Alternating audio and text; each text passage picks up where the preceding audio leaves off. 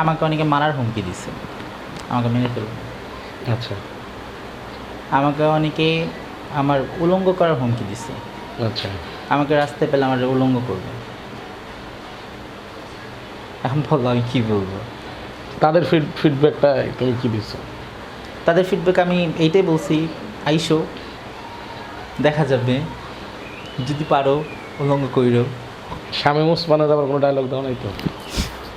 আমি এত বড় মাপের কোনো মানুষই নেই, তবে আমি আমার দিক থেকে আমি যতটুকু পারছি আমি তাদের বলছি। মানে তুমি তোমার দিক থেকে কি এরকমটাই বলতে চাচ্ছ যে আমি একজন মানুষ, আমার রাইট আছে আর 10টা মানুষের মতো থাকার। হ্যাঁ এইটাই তো তুমি বুঝাতে আমি চাইছো। বাংলাদেশের নাগরিক, আমার যে থার্ড কমিটির মতো করে খেতে হবে তার কোনো কথা নেই। এখন তো তোমাদের থার্ড কমিটির অনেকে চেয়ারম্যান হয়েছে, কিছুদিন আগে একজন চেয়ারম্যান হয়েছে। আমার চেয়ারম্যান হওয়ার ইচ্ছা না না, একজন চেয়ারম্যান হয়েছে, সে কিন্তু মানে তার তোমাদের যে কাজগুলো ছিল সেই কাজ থেকে সে দূরে সরে গিয়ে সে চেয়ারম্যান হয়েছে। আমার সাথে আরও কয়েকজন তোমাদের থার্ড পার্সনের সাথে পরিচয় আছে, তারা কেউ গার্মেন্টসের ব্যবসা করতেছে, কেউ তোমার বিভিন্ন সামাজিক উন্নয়ন কাজের সাথে সম্পৃক্ত আছে। তো সবাই সব কিছু করবে এরকমটা তো না, তাই না? তুমি তো মনে হয় এখন আমি তোমাকে বলি, তাদের ব্যাপারে যে কথা বলুক, তাদের ব্যাপারে যে কথা বললে হয়তো বা অনেকের অনেক কিছু ফাঁস হয়ে যাবে, তার জন্য তারা তাদের ব্যাপারে বলে না। মানে তোমার কথাটা কি এরকমটাই বোঝা গেল যে নরম জিনিস চিপটাইতে মজা? ধরো তুমি নিজেকে ওই হয়তো আমি নরম হয়ে আসি বিধায় আমাকে সবাই চিপড়ায়। এখন শক্ত অবস্থানে যাইতে গেলে কী করতে হবে তোমার?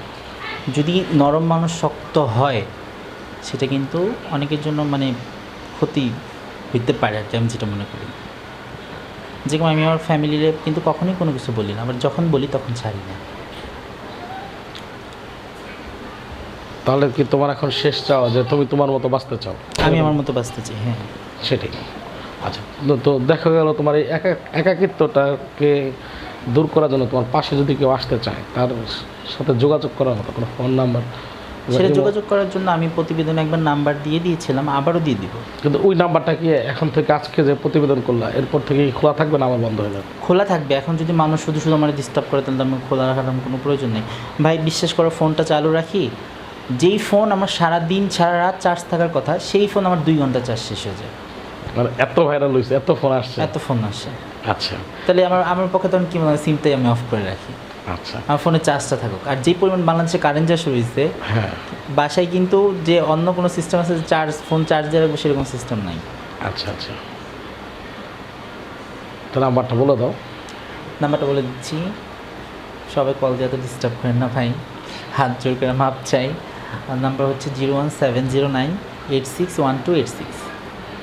এই নাম্বারটা হোয়াটসঅ্যাপ করা আছে তো না? এই নাম্বারে হোয়াটসঅ্যাপ খুলি নাই, তবে চিন্তা ভাবনা ইমোটটা তো আমি বলছিলাম, আমি ইমো খোলা রাখছিলাম, ইমোটা পরে আমি অফ করে দিছি। এখন চিন্তা ভাবনা করছি যে হোয়াটসঅ্যাপ খুলে রাখবো যদি ভালো কাউকে পাই। আচ্ছা, বিয়ে করার মতো বিদার আগে কি বলতে চাও?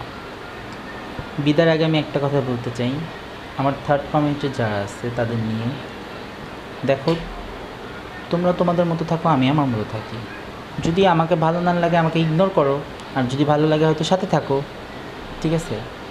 তুমি আমার খারাপ করে তোমার ভালো হবে না, তোমার খারাপ করে আমার ভালো হবে না, ঠিক আছে?